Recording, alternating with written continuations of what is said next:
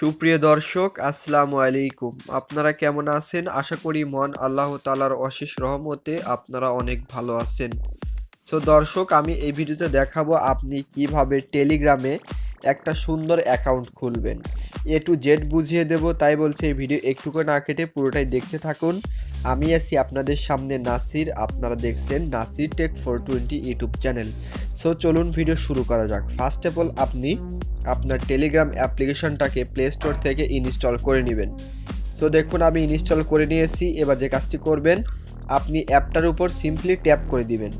Tap করার পরে দেখতেই পারছেন স্টার্ট মেসেজিং, আপনি এই অপশনটার উপর সিম্পলি ট্যাপ করে দিন।